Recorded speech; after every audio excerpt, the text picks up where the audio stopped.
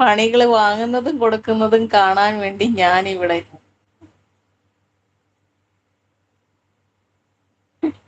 പണികൾ കൊടുക്കുന്നതും വാങ്ങുന്നതും കാണാൻ വേണ്ടി ഞാനൊരു ജന്മം. ഡെയിലി 1000 മതി ശമ്പളം എന്ന് പറയുന്നുണ്ട്.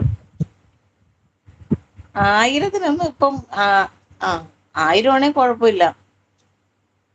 വീട്ടുപണി മൊത്തം ചെയ്യുവോ കൂട്ടുകാരാ?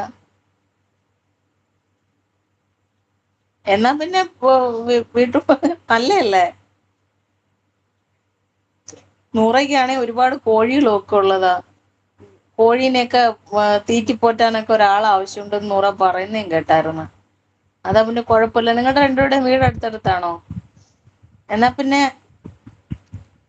ചെയ്യാലോ, അതിനെന്താന്ന് ചോദിക്കുന്നുണ്ട്. അപ്പൊ പിന്നെ പ്രശ്നം ഇല്ല, കുഴപ്പമില്ല.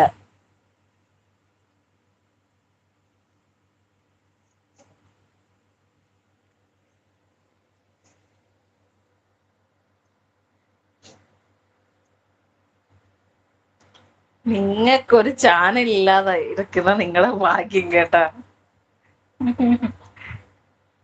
അയ്യോ,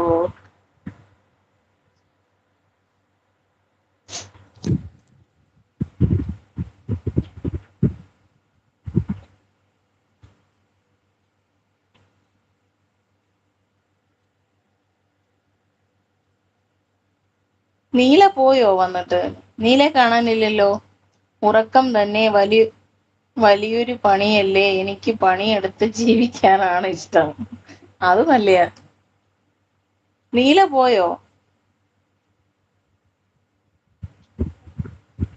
നീലയും പാറുവൊന്നും കണ്ടില്ലല്ലോ, രണ്ടുപേരും പോയോ?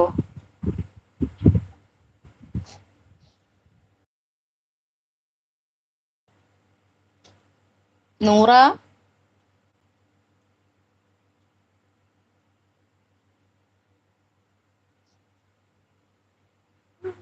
നൂറ പോയോ?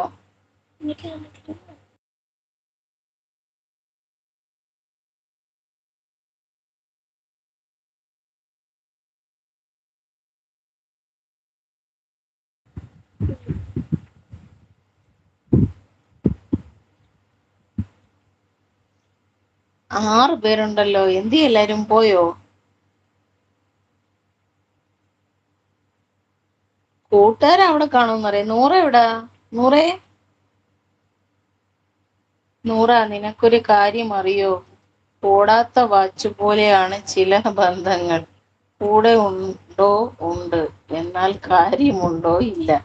അത് തത്വചിന്ത. കറണ്ട് പോയി, വൈഫൈ ഓഫായി. ഓക്കേ. ആ ആ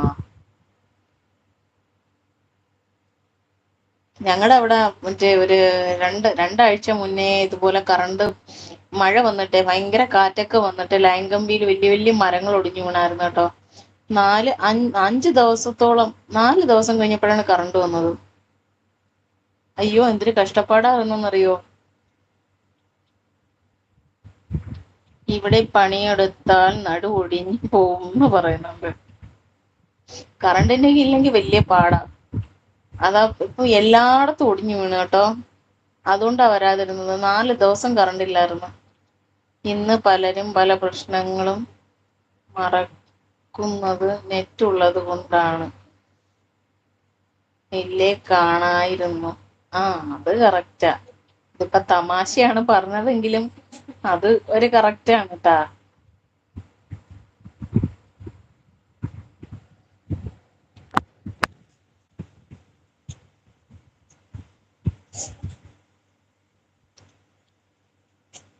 അത് ശരിയാ. കുട്ടികൾ ഉറങ്ങിയോ? ഫുഡ് കഴിച്ചോ? അതാ. ഞങ്ങള് ഫുഡ് കഴിച്ച്. ലക്കി ഉറങ്ങിയില്ല. ലക്കിക്ക് ഉറക്കമില്ലാന്ന് തോന്നുന്നു. നന്ദ ഉറങ്ങിട്ടാ. ലക്കി വൈകിട്ട് ഒരു 6-7 മണിയായപ്പോഴാ ഉണർന്നത്. അതിന്റെ ആയിരിക്കും. ചുമ്മാ കിടക്കിയ അവിടെ ആള്.